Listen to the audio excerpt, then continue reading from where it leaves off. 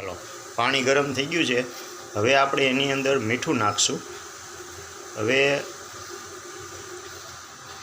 મીઠું નાખ્યા પછી હવે ઓગળી જાય એટલે આપણે એની અંદર મગફળીના દાણા નાખી દઈશું અને એકવાર હલાવી લઈએ।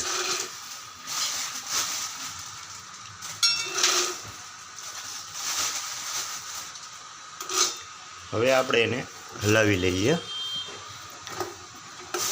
ગેસની ફ્લેમ ધીમી કરી દીધી છે, બંધ નથી કર્યું હજી।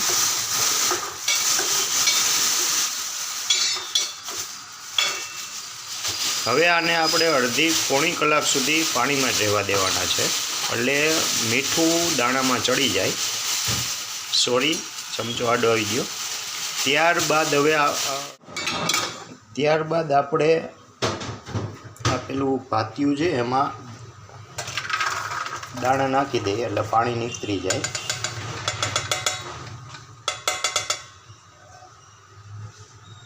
ત્યારબાદ હવે આપણે એમને દાણાને સૂકવી દઈશું। જો આવી રીતના મેં દાણા તડકે સૂકવી દીધા છે।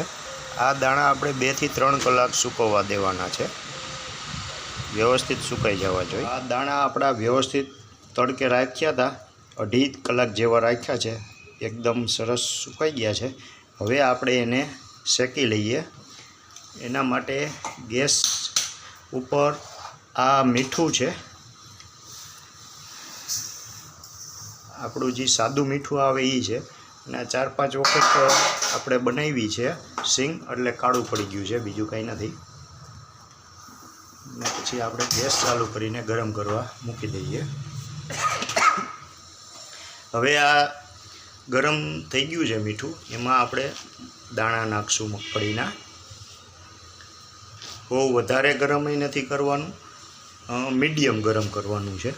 તમે જોઈ શકો છો, મેં હાથ અડાડ્યો છે, થોડુંક ગરમ લાગ્યું, બહુ ગરમ નથી કરવાનું। વધારે ગરમ કરશો તો દાજી જશે, દાણા દાજવા ન જોઈએ, મીડિયમ તાપે જ કરવાનું છે। તમને એમ લાગે કે વધારે મીઠું ગરમ થઈ ગયું છે તો પછી ગેસ ધીમો કરી નાખવાનો, પછી હલાવતા રહેવાનું। જો હલાવશો નહીં તો લોખંડનું આપણે આ બકડિયું લીધું છે કડાઈ, તો એમાં જ્યાં દાણો અડેલો રહીએ એ દાજી જાય, એટલા માટે આ રીતે હલાવતા રહેવાનું સતત। 2 મિનિટ થઈ છે પણ હજી દાણા કાચા દેખાય છે, એટલે હલાવતા રહીશું આપણે। સુગંધ સરસ આવી રહી છે। હવે આપણી સિંગ ઓલમોસ્ટ આમ તો કમ્પ્લીટ થઈ જવા આવી છે, પણ એક પોઈન્ટ જેને કહેવાય ને કે થોડી કાચી છે। ગેસ આપણે એકદમ સ્લો જ રાખવાનો છે, તમે જોઈ શકો છો। ત્યારબાદ એમ લાગે ચેક કરતું જવાનું કે હા હવે શેકાઈ ગઈ છે, ત્યાર પછી જ ઉતારવાની। કાચી છે તોય મજા નહીં આવે, અને જો થોડીક દાજ બેસી જાય તો પણ મજા ન આવે। હવે આપણી સિંગ વ્યવસ્થિત શેકાઈ ગઈ છે।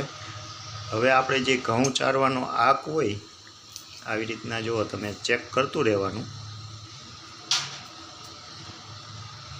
બરાબર છે?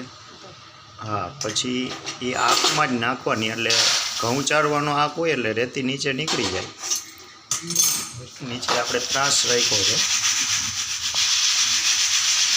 ચારી લઈએ।